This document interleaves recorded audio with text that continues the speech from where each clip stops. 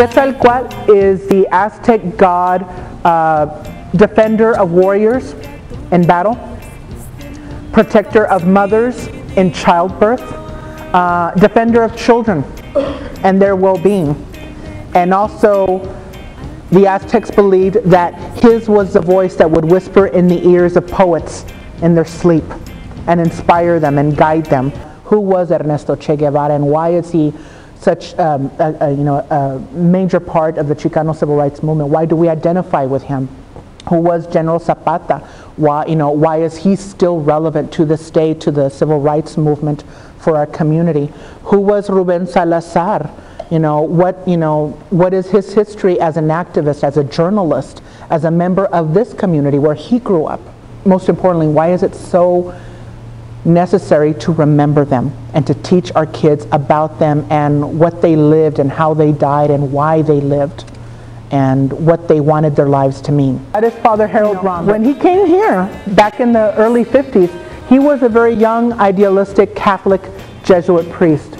And the way he told me his story, when he arrived one very hot, sweltering summer night at the Union Depot on the train from San Antonio, all he knew is that he was supposed to report to the people of Segundo Barrio and at Sacred Heart Church. And he was on a mission to work with the families, not to do the jobs for them of taking down that gang-controlled power, but of helping them lift themselves up. Now jump forward a little bit more into the future with me. By now it's the mid to late 60s, and Father Ram has left a powerful legacy and example among the community, an example of self-empowerment, where mothers are starting little nonprofit efforts and fundraisers out of their homes, not to pay the rent, but to help other families pay the rent, to help buy materials for their kids for the school. And they're starting a movement of activists, of community grassroots leaders, of parents taking back their community. And then one night in the late 60s, a dark, terrible event happens. Los Siete Infiernos. No indoor plumbing, no heating, no cooling. And on that dark night that I'm about to tell you about, another child of this community died. Little girl carrying a big box of recyclable Coca-Colas. She wanted to help her family pay the rent.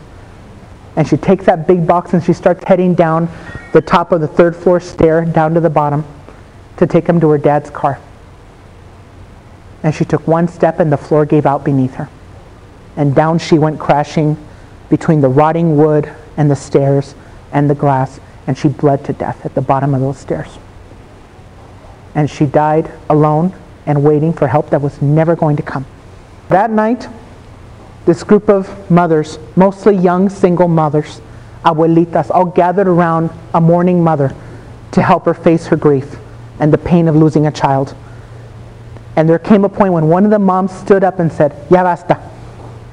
We can't live like this anymore. How can we help this family and how can we help our other families? How are we going to make sure this never happens again?" That's how the community was actually born.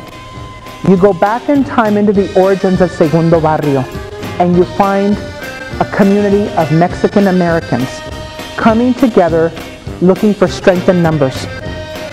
Those who share their love of their same food, of their same religious beliefs, of their same music, their family values, their love of nuestros hijos and nuestros abuelitos.